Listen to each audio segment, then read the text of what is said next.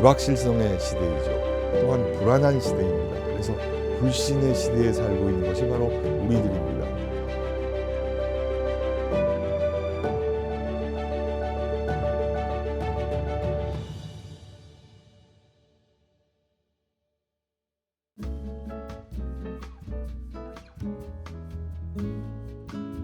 안녕하세요. 고려대학교 미디어학부 마동훈입니다.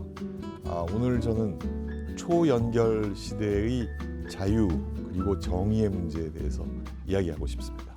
지금 우리는 ICT 눈부신 발전으로 인해서 모두가 모두에게 연결되는 초연결 시대에 살고 있습니다. 이 시대에 우리에게 주어진 자유의 문제는 무엇이고 이 시대에 우리가 이야기해야 될 정의의 문제는 무엇일까를 생각해 봤습니다. 지난 10월 15일 토요일 카카오 불통 사태, 그날 저는 어떤 글을 쓰는 작업을 하고 있었는데요. 덕분에 아주 편안하게 작업을 저녁까지 다 마칠 수 있었습니다. 어쨌건 그 사건의 교훈은 독과점 플랫폼, 즉 플랫폼이 누구에겐가 독점되어 있을 때에 우리 사회의 초연결의 단절, 그 순간에 대한 체험의 시간이었습니다. 두 주인 10월 29일에는 지금도 우리 머리에 생생히 남아있는 엄청난 인재를 겪었습니다. 즉 이태원 참사 사건이었습니다. 다음날 아침에 저는 그 뉴스를 보고 깜짝 놀랐고요. 이른 아침부터 저 자신도 이 동영상을 통해서 이 사건의 실상이 무엇인지를 찾아봤습니다. 우리 사회의 재난에 대한 대비가 하나의 교훈이었다면 또 정보와 이미지의 무한 유통, 이런 문제를 우리가 어떻게 봐야 될까? 그로 인해서 생기는 우리 수용자들, 사용자들이 겪고 있는 공포의 문제를 어떻게 봐야 될까라는 것이 중요한 생각거리로 제 머릿속에 여전히 남아 있습니다. 이태원 참사 사건은 곧 언론들에 의해서 또 우리 시민들의 추모, 그 다음에 상실감으로 이어지고, 그 다음에 제가 바라본 굉장히 재미있는 점은 누가 과연 잘못한 거냐라는 정죄를 할 대상을 찾는, 스케이프고트를 찾는 방향으로 사건들이 전행되고 있습니다. 실제로 이 문제에 대해서 앞으로 이런 재해 문제를 어떻게 해결해야 될 것인가, 혹은 이런 재난들이 이 동영상을 통해서 무한 배포될 때에 그로 인해서 생기는 공포의 문제, 우리의 상실감의 문제들은 어떻게 극복해야 될 것인가 라는 것이 제 자신의 머릿속에 있었던 중요한 화두였습니다. 그로부터 두 주 후 11월 15일 화요일에는 아주 흥미로운 강연이 우리 고려대학교 미디어학부에서 있었습니다. 팀 버너슬리가 우리 고려대학교 미디어학부를 특별히 방문해서 아주 흥미로운 또 아주 통찰력 넘치는 강의를 해줬는데요. 이 팀 버너슬리는 월드와이드 웹 창시자입니다. 지금도 월드와이드 웹의 컨소시엄 대표를 맡고 있고요. 그로 인해서 인터넷 시대가 열렸고 오늘날 우리가 겪고 있는 이런 초연결 시대를 열어준 장본인입니다. 그런데 팀 버너슬리는 이런 인터넷 시대에 생기는 다양한 사회 문제의 가능성에 대해서 1980년대 후반, 90년대 초반엔 전혀 생각을 하지 못했는데 그런 문제들을 어떻게 해결해야 될까에 관심을 갖게 되고 그날 강의의 초점도 바로 그런 내용이었습니다. 즉 아까 처음에 말씀드린 빅테크의 독점의 문제, 그 다음에 가짜 뉴스, 가짜 이미지의 유통의 문제, 그 다음에 프라이버시의 문제를 특히 다루면서 솔리드, 소셜 링크드 데이터라는 새로운 앱 기반 서비스를 만들어서 우리가 구글에 직접 접속하지 않더라도 개별적으로 개인화된 코드를 쫓아서 우리가 등록을 하고 그로 인해서 개인의 프라이버시를 독과점하고 있는 기업에, 플랫폼 기업에 넘겨주지 않은 채 스스로 보호하자는 테크놀로지에 기반을 둔 일종의 글로벌 시민 운동이죠. 그래서 이 문제를 해결한 공로로 이번 16회 서울 평화상의 수상자이기도 하고, 그래서 방한한 김에 우리 고려대학교 미디어학부에서 특별히 초대해서 아주 유용한 강의를 들었습니다. 그 문제의 해법은 데이터 주권 시대, 즉 데이터 주권 시대에 빅테크와의 상업적 이익이 충돌했을 때 이 문제를 우리가 어떻게 해결할 수 있을 것인가라는 문제였습니다. 금년 10월부터 11월까지 이루어지는 경험들이 바로 초연결 시대의 자유와 정의의 문제에 대한 제 생각을 시작하게 된 동기였습니다.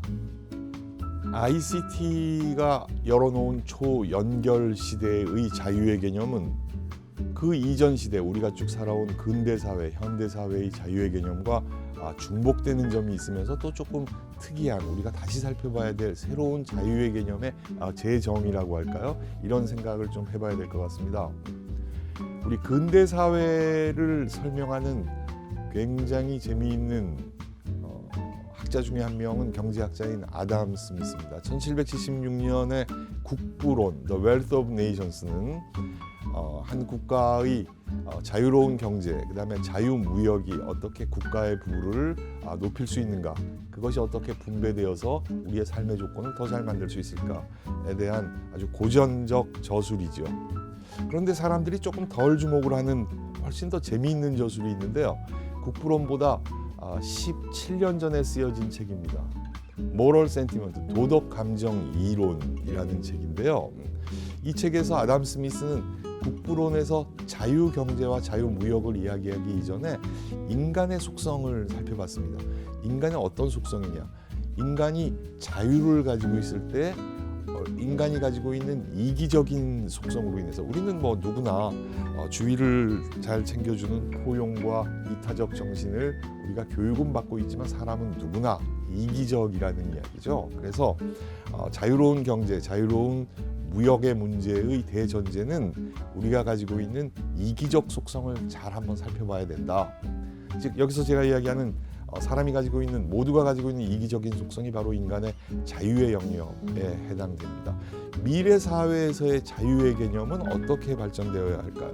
자유경쟁 혹은 자유경제 시대의 자유는 첫 번째 개인의 자유였습니다. 즉 열심히 일하고 어떤 새로운 상품을 만들어서 그 물건을 팔아서 개인의 경제 활동을 하는 자유를 이야기하는데, 개인의 자유와 아울러 또 하나 고려돼야 되는 것은 특히 아담 스미스의 도덕 감정론을 다시 생각해 볼 때 더 중요시돼야 되는 자유는 바로 시민의 자유입니다. 즉 civic liberty라는 개념입니다. 개인도 자유가 있지만 또 시민 혹은 사회 공동체가 또 추구해야 될 자유의 영역은 무엇일까? 그래서 소위 개인의 자유인 individual liberty 못지않게 중요한 것이 바로 communitarian liberty의 영역이고, 이것은 한 개인이 모두가 가지고 있는 이기주의적 속성을 우리가 다 받아들이면서 또 한편 좀 이타주의적이고 포용적인 다른 사람들을 배려하는 그 영역에서의 조금 더 적극적 의미에서의 자유를 찾자라는 이야기입니다. 이태원 참사 문제와 관련해서 가짜 이미지, 가짜 뉴스에 대한 질문을 저도 또 많이 받았습니다. 불확실성의 시대이죠. 또한 불안한 시대입니다. 그래서 불신의 시대에 살고 있는 것이 바로 우리들입니다. 유튜버들은 게이트키핑 과정을 거치지 않은 채 자유롭게 이미지들을 올려놓을 수 있고 자유롭게 검증되지 않은 정보들을 올려놓을 수 있습니다. 이것들을 우리 하이 테크놀로지가 어떻게 검증할 수 있을까? 아직 완성되지는 않았지만 이제 아까 우리 이야기한 팀 버너슬리가 프라이버시 문제에 도전한 것과 같이 어떤 테크놀로지를 통한 이런 검증되지 않은 정보들, 검증되지 않은 이미지들을 어떻게 스크리닝할 것인가 라는 것이 바로 개인의 자유와 대칭되는 측면에 있는 공동체적 자유를 우리가 생각할 때, 특히 초연결 시대의 공동체적 자유와 관련해서 우리가 좀 깊이 생각하고 고민해 봐야 될 주제인 것 같습니다. 기술적인 측면에서 불가능한 것은 아닙니다. 그렇지만 완벽하진 않습니다. 전 세계에 약 6천만 명의 유튜브들이 계속 수없이 많은 정보들을 올리고 있는데 이 정보들을 우리는 어떻게 대처해야 될까요? 사람들은 정보를 올리고 이미지를 올리는 자유를 누리고 있는데 그렇다면 그 반대편에 있는 공동체, 시민들은 그 자유를 어떻게 다시 재해석해서 재해석된 자유를 통해서 개인의 자유를 견제할 수 있을까요? 이것이 바로 초연결 시대의 자유의 문제에 대한 핵심적 이슈입니다. 초연결 시대의 자유의 문제와 더불어서 꼭 살펴봐야 될 개념이 바로 정의의 문제입니다.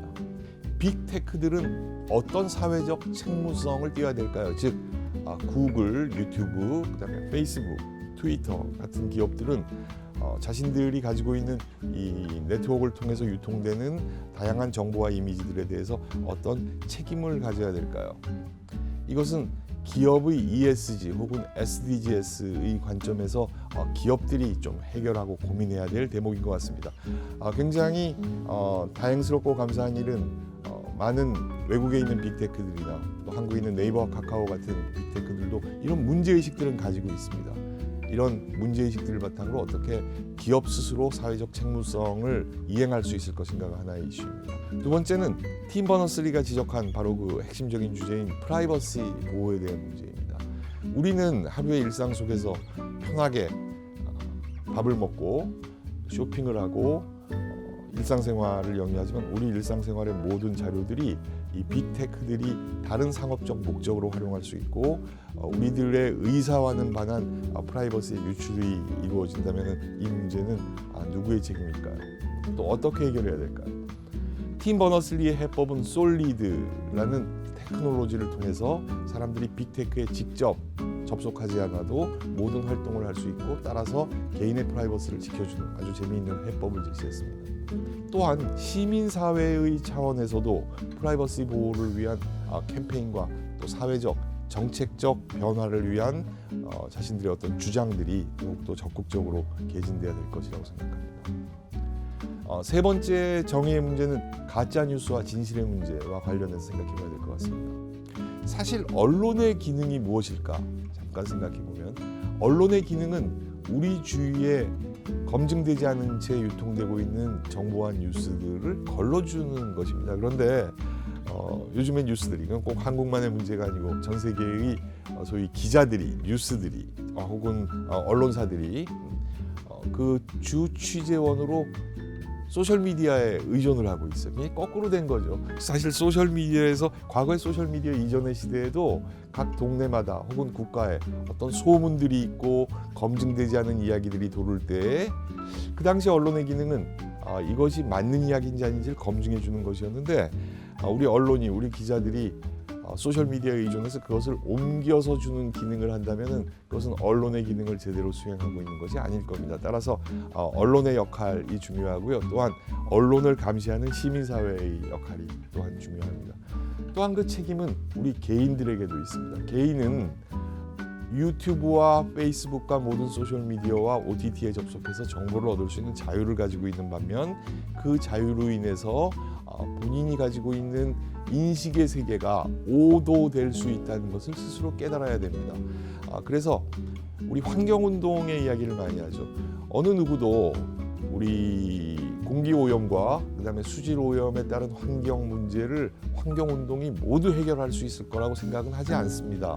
그렇지만 점진적인 변화가 있을 수 있겠죠. 즉 공장을 운영하는 경영자들이 더 이상의 공해를 만들어서는 안 되겠다라는 자각을 일으켜주는 게 하나의 기능이고요.